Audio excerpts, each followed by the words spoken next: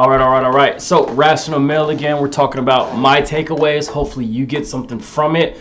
Please, if you got any other questions, shoot me a comment, question below. Hit like, share this with somebody. Just trying to get the word out of what I'm learning so we can all learn together, make the world a better place, and get 1% better every day. So, we're talking about whether in a monogamous marriage, long-term relationship, or a one-night stand, strive for genuine desire in your relationships. And I've learned this the hard way over the years, is that you can't make somebody genuinely like you. Like you can't force somebody to like you. They have to be drawn to you. It's kind of like you can only be a net.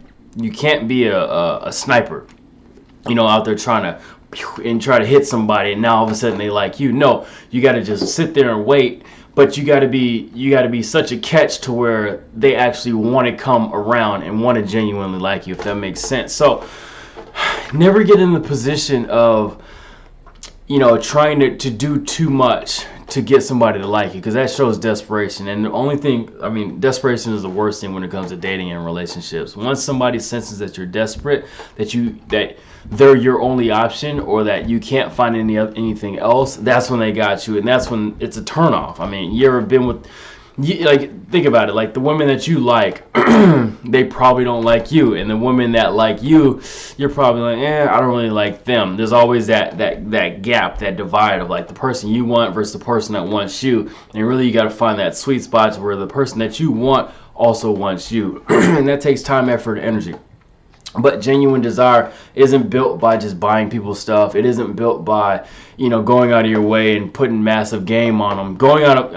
Being genuinely desired by somebody is usually you working on yourself and working out your own goals and hopes and dreams and chasing what you want, and that person going, I like something about that person, and then all of a sudden they'll start to genuinely desire you, because you actually genuinely desire yourself. A lot of people don't love themselves, so it's hard for somebody to love them. A lot of people don't like themselves, so how can somebody like you if you don't like yourself? How could somebody want to follow you if you don't want to follow your own dreams, or do what you want to do, or do what you say you're going to do when you say you're going to do it? So genuine desire is not something that can be fabricated. I've learned this, high school, early college years. You want this chick to like you. You're trying to do everything, and then boom, you push her away. And then you're trying to figure out, like, why did I push this girl away? Like, everything that women told me they wanted from a man is what I did for this woman, and she still didn't like me. Well, that's because she didn't really like me.